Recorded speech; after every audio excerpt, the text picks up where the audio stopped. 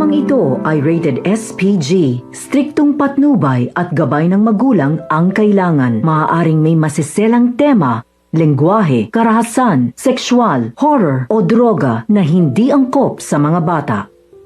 Dahil nga sa ginawa dito mo ni Moira ay hindi naman natiis ni Nerissa ay hindi na niya inaasahan na sinuplong na siya dito ni Robert. Agad na sinabi dito ni Nerissa kung nasaan nga itong si Lolo Pepe at kung saan ito tinatago ni Moira.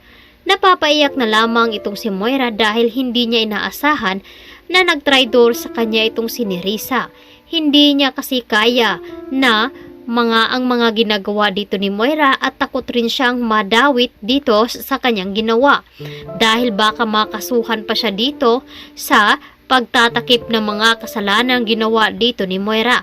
Kaya naisipan dito ni Nerissa na isumbong na lamang ito kay RJ at doon na nga nakumpirma na si Moira nga ang nagpapadukot dito kay Lolo Pepe. Samantalang habang paalis na nga itong si Moira ay sinundan naman agad nila ni Giselle at ni RJ. Kaya naman dito na nila matutuntun kung saan nila dinala itong si Lolo Pepe. At doon naman sa lugar kung saan ay tinalian nga itong si Lolo Pepe, agad naman tinanggalan nga ito ng tali ng pulis at pinainom niya ito ng tubig. Naawa naman ito kay Don Pepe. Kaya naman sinabi dito ni Don Pepe na mabait naman pala siya dahil tinulungan nito at pinainom pa siya at pinakain. Agad na nagsabi si Lolo Pepe na 10 milyon ang kanyang ibibigay kapalit ng kanyang paglaya.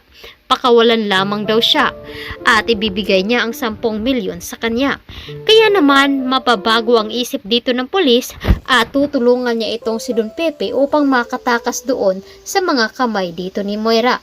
Ano ang gagawin ni Moira kapag natuklasan dito na itong si Don Pepe ay wala na nga doon sa kanilang pinagtataguan at magiging makumpirma na dito na si Moira nga ang may pakana ng lahat. At ipinagtataka ni Gisela kung bakit gagawin dito ni Moira sa kanyang ama. Ano ang tinatago nitong malaking sikreto? Dito na ba mabubulabog ang lahat kapag natuklasan dito na nagpa-DNA nga itong si Lolo Pepe at itong si Zoe? At pati na rin itong si Zoe ay nakipagsabuatan pa sa kanyang ina. Natuklasan rin dito ni Annalyn na nagsisinungaling itong si Zoe dahil nakumpirma dito na hindi naman sila nagkita dito ni Doc Luke. Ang sabi kasi dito ni Zoe kaya siya nawala dahil nakipagkapi daw itong si Doc Luke sa kanya. Kaya matagal siyang nakabalik. Agad naman kumalat ang balita na si Zoe nga ang huling nakasama dito ni Lolo Pepe. Kaya sa angkot nga ito sa pagkawala dito, agad naman kinausap ni Zoe itong si Carlos upang makahingi na rin ng tulong. Dahil sa usap-usapan na sangkot nga itong si Zoe at nabahala na rin siya baka kung ano nga ang nangyari dito kay Lolo Pepe. Kahit na ganun ito at hindi niya tunay na lolo itong si Lolo Pepe ay may awa pa rin itong si Zoe.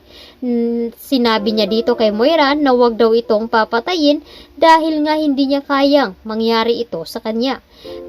Nangako naman itong si Moira na hindi daw sila killer kaya hindi mawawala itong si Lolo Pepe. Kaya naman nagpaimbestiga na rin itong si Giselle at si RJ na i-report na rin dito ni Regan sa mga pulis upang mahanap na agad nila ang kaniyang ama.